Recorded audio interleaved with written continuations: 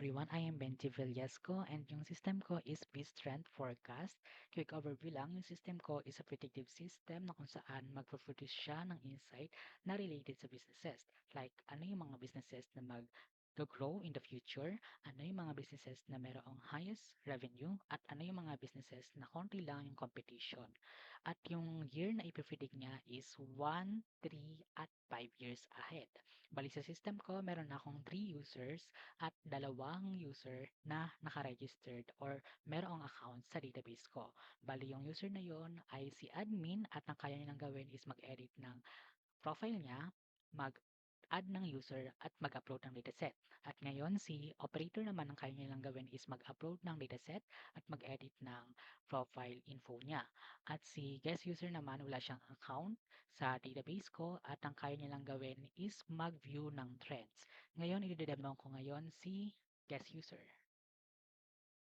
Kagaya ng sinabi ko, ito lang dapat kailangan niyang magawa. Mag-view lang ng data ay ng trends. Bali sa trends, meron akong short term which is 1 year ahead, mid-term 3 years ahead, at long term for 5 years ahead. At meron tayong filtering dito. Pwede nating makita lang lahat or yung pinaka top 5 na growing industry sector, yung revenue pagdating sa industry, at yung mga least crowded or yung konti lang yung competition. At i-demo ko ngayon si admin.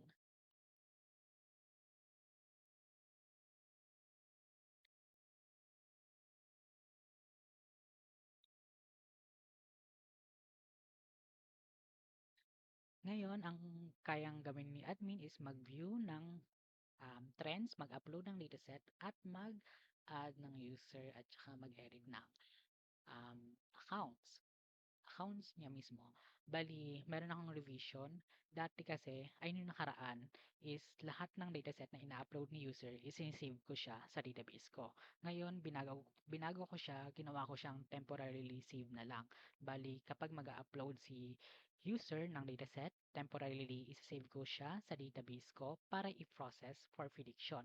After nga mag-process at makaproduce na tayo ng prediction at ma-save ko na siya sa database ko, automatically ko na siyang nire-remove sa database ko. Bali, after ng prediction, mawawala na lahat or yung in-upload niya na dataset ni user sa database ko. At dahil nga may suggestion din si ma'am at nasabi niya na mas maganda as mas okay sana kung yung dataset ko is real data, at nabanggit ko nga last time na yung pinagkuhaan ko dati na source which is sa OpenStat ng PSA is limited lang yung data na nakuha ko doon, kaya hindi ko siya nagamit. Ngayon, naghanap ako ng other sources pa para pangdagdag ng real data na i-upload ko ngayon. At yung dataset na i-upload ko ngayon, lahat na sila is real data na, at yung pinagkuhaan ko na source is still kay OpenStat ng PSA, at dahil limited lang yung nakuha ko ditong data, ginamit ko na rin yung kay Department of Trade and Industry. Bali combination yung data na pinagkuhaan ko para sa real data na i-upload ko sa system ko para sapat na yung magiging data na ibabato ko sa ML ko. Bali, still meron tayong ganun pa rin yung dataset requirements natin, ganito pa rin yung columns at yung data type ng column. At still meron pa rin siyang um, validation. So, try natin, quick demo ko lang, try natin mag-upload ng data set na wala naman sa mga requirements. Alright, try naman natin mag-upload ng empty na dataset. Try naman natin ngayon mag-upload ng may missing value na dataset. Alright, ngayon i-upload ko yung kumpletong dataset na at pasok sa mga requirements. Bali, currently, yung trends niya is for 2026, ay 2016.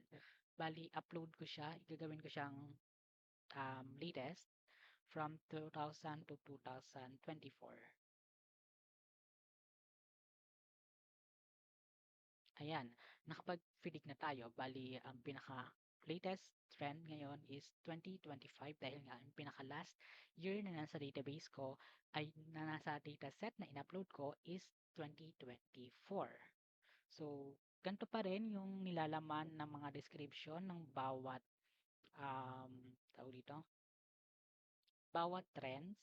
Meron tayong year, industry sector, at yung predicted value. So, gaya ng sinabi ko, pwede tayong mag-edit dahil hindi ko na-demo to last time dahil nga hindi pa siya functional.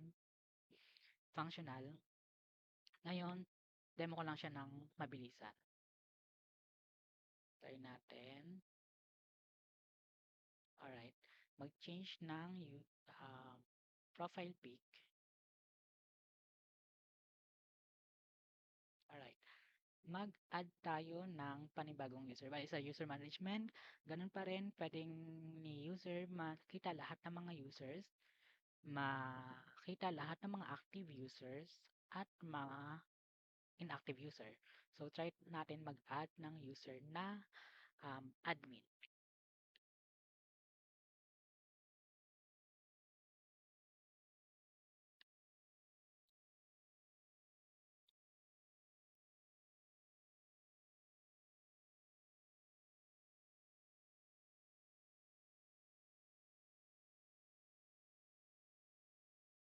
Still, ganun pa rin yung password ko, ganito pa rin yung kailangan niya.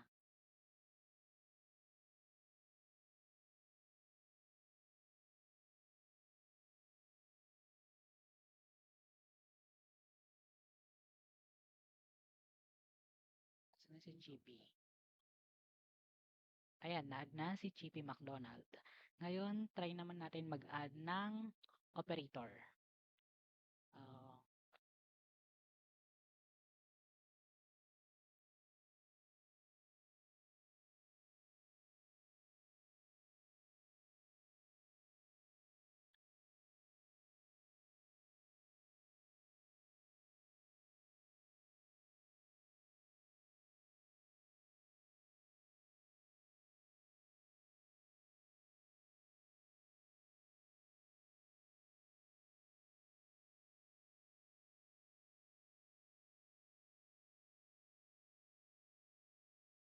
Ayan, na-add natin si Carlos Wishi. Ngayon, si admin pwede niya rin i-change yung status ng isang user. For example, gawin nating active itong si Alan Rick 8. Okay, naging active na siya. Gawin nating inactive si Dan Rick 8. Alright, naging inactive na siya. Quick demo ko lang. Try natin i-demo ay login si operator.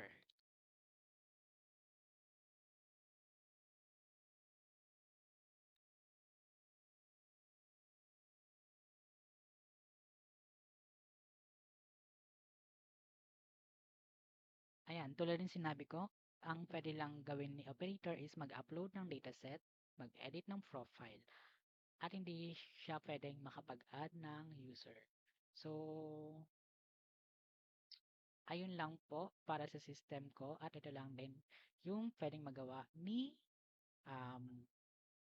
guest user.